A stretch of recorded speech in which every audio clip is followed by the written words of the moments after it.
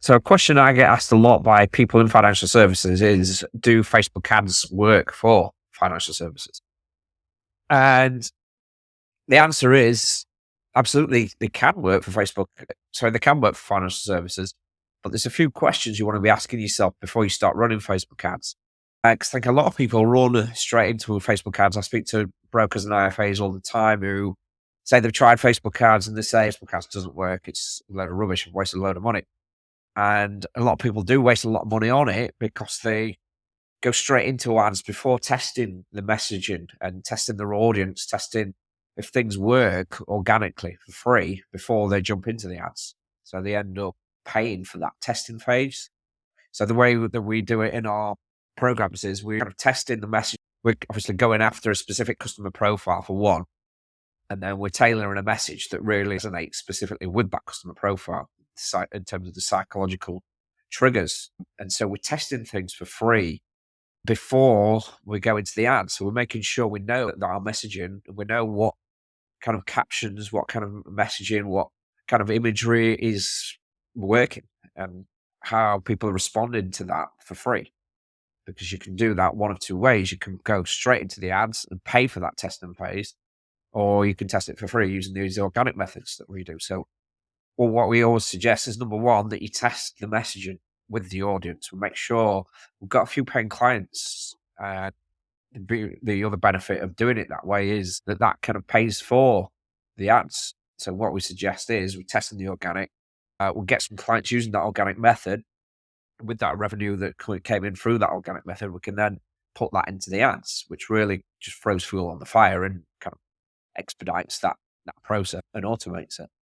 So that's the first thing that we need to make sure that we do is we get that product market fit. We'll make sure some paid clients organically.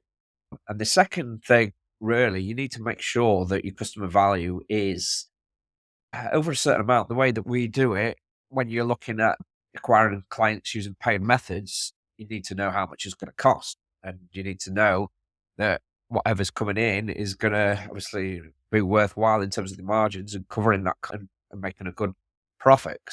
It generally costs through the Facebook ads model and the strategy that we employ. It generally costs about £350 to actually get a paying client at the end of it. So you need to make sure that the profit is there and that your customer value is going to be worth obviously at least 1,000, 2,000, 1,500, 2,000 ideally, but at least £1,000, and then you're making £700 profit on each client, obviously after your network fees and expenses and things. But generally, I think most at the low end, most brokers should be aiming for at least £1,000 in terms of customer value, and in terms of obviously the proc fees and the the whole client value into the price, their fee protection. It should be aiming for at least £1,000. But obviously, point is, we with these strategies that we employ, we don't just go for the average. That's probably the low end. But obviously we don't want to go for the low end. We don't want to go for the average. We want to be going for the highest. So if you think of your highest value client that you've got over the past year, think about that situation. What did they do? Were they a business owner? What did they do for a living? Were they employed? Were they self-employed? Did they do situation with their, was it a family? Was it a one person? Were they saying, we need to think about those situations and then get more of those clients. That's the beauty of Facebook ads. We can be really tailored as to who we're going after. And like I said before, dig into the psychology of high yielding customer profile, and then show that we understand them, because that gets a lot of traction when you can show that you understand a specific customer profile. When people feel understood, it builds that trust element. Yeah, and you're seen as a specialist. People think, yeah, this person understands me. They understand my situation. And they're a lot more likely to, when they're comparing you against just a generalist broker or IFA that just serves the whole of the market, they're obviously going to see you as advantageous going with you because you understand them and you show that you understand.